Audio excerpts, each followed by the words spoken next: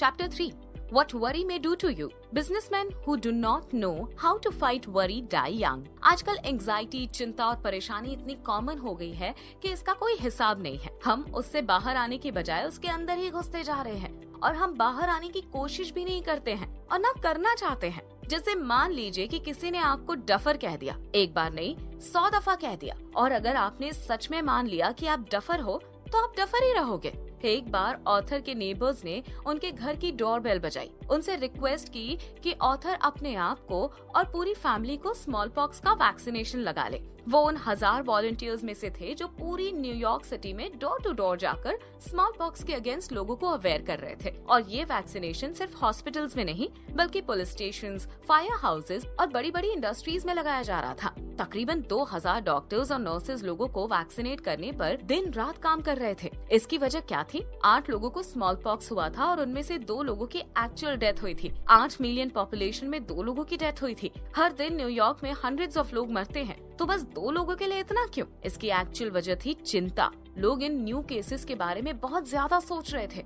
Author कहते हैं उन्हें 37 साल हो गए न्यूयॉर्क में रहते हुए, लेकिन आज तक कोई आके उन्हें वरीज और टेंशन की बीमारियों के बारे में अवेयर नहीं करता, और ना ही आज तक किसी ने आके इस बारे में अवेयर किया है कि यूनाइटेड स्टेट्स में हर 10 में से 1 इंसान को परेशानी या किसी इमोशनल बर्डन की वजह से नर्वस ब्रेकडाउन होता है। The great Nobel prize winner doctor Alex Carrel ने कहा है कि businessman who do not know how to fight worry die young. इसका ये मतलब है कि जो लोग अपनी परेशानी को हैंडल करना नहीं जानते वो जल्दी मर जाते हैं, चाहे वो हाउसवाइफ हो या डॉक्टर या मजदूर। Doctor O.F. Gober Santa Fe city के रेलवे में एक मेडिकल एग्जीक्यूटिव थे, जिन्होंने ऑथर को बताया कि 70% पेशेंट्स अपने आप को खुद ही क्योर कर सकते हैं अगर वो वरीज से टैकल करना सीख जाए। लेकिन इसका मतलब ये नहीं है कि उनकी बीमारी इमेजिनरी है, वो रियल है और बहुत बुरी भी।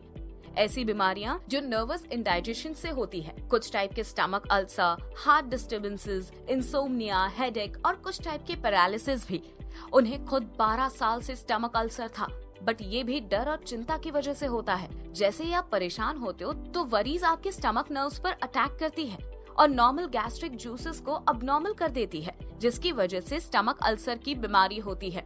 Doctor Joseph F Montague, author of the book nervous stomach trouble, ने भी वही कहा है कि खाने की वजह से स्टमक अल्सर नहीं होता है, बल्कि उस चीज की वजह से होता है जो आपको अंदर ही अंदर खाई जा रही है। द फेमस मायो ब्रदर्स ने डिक्लेयर किया है कि आधे से ज्यादा हॉस्पिटल बेड्स उन लोगों से भरे पड़े हैं जिन्हें नर्वस ब्रेकडाउन प्रॉब्लम है, लेकिन पोस्टमार्टम में जब इनके नर्व्स को माइक्रोस्कोप के जरिए स्टडी किया जाता है तब उनके नर्व्स में कोई प्रॉब्लम नहीं होता। इसका मतलब ये है कि नर्वसनेस का प्रॉब्लम किसी फिजिकल हैरेसमेंट से नहीं होता, बल्कि इमोशनल हैरेसमेंट से होती है, जैसे कि anxiety, frustration, worry, defeat, pain और डिस्पेयर। हमारे डॉक्टर्स भी डिजीज को क्योर करने की कोशिश करते हैं, माइंड को नहीं, जबकि अगर माइंड हेल्दी है तो बॉडी भी हेल्दी होगी। ऑथर ने डॉक्टर एडवर्ड पोडोल्स्की की लिखी stop worrying and get well book के कुछ इंपॉर्टेंट चैप्टर्स बताए हैं। What worry does to heart, high blood pressure is fed by worry, rheumatism can be caused by worry, worry less for your stomach's sake, worry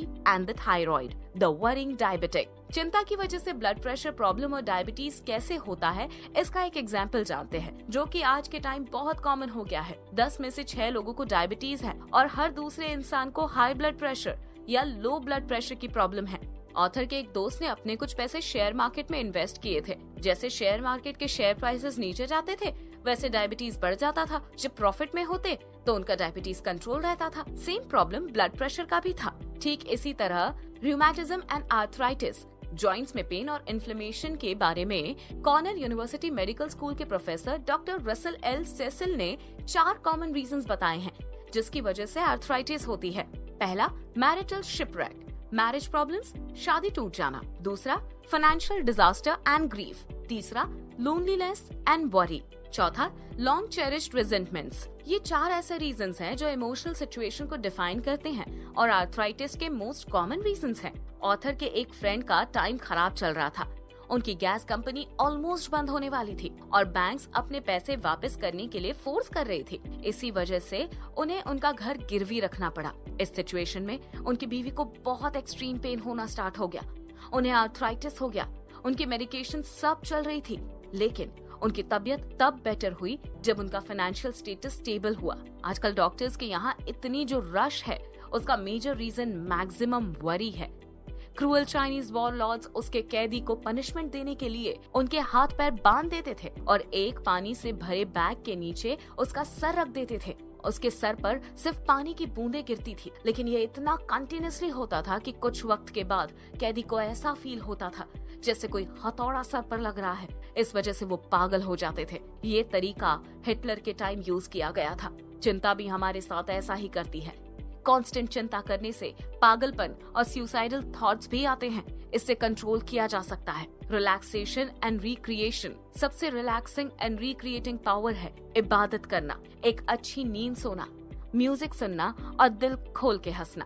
पहला, ऊपर वाले पे यकीन करें और अच्छी नींद सोएं। दूसरा, पॉजिटिव और अच्छे गाने सुने और जिंदगी की बेहतर साइड देखें। तीसरा, एंजॉय करें, तब हेल्थ और खुशियाँ आपके हाथ में होंगी। ये सभी चीजें अगर एक जगह एक साथ करें तो चिंता के बारे में बहुत बेसिक बात पता चलेगी। रूल 1, अगर आप चिंता को अवॉइड करना चाहते हैं तो वही करें जो सर विलियम ऑस्लर ने कहा है, live in day tight compartment. सिर्फ आज रात बेड पर जाकर सोने तक के बारे में सोचो, इसके आगे अगले दिन सोचना। रूल 2, नेक्स्ट टाइम चिंता आपके पीछे भागती हुई आए तो खड़े होके सोचो कि बुरे से बुरा क्या हो सकता है। फिर उस सिचुएशन को और आउटकम को इमोशनली एंड मेंटली एक्सेप्ट करो, उस पे काम करो, एक्शन लो, रिजल्ट पॉजिटिव ही आएगा। एंड रूल 3, खुद को याद दिलाओ कि चिंता करने की कीमत क्या होने वाली है। क्या वो कीमत आपकी सेहत होगी?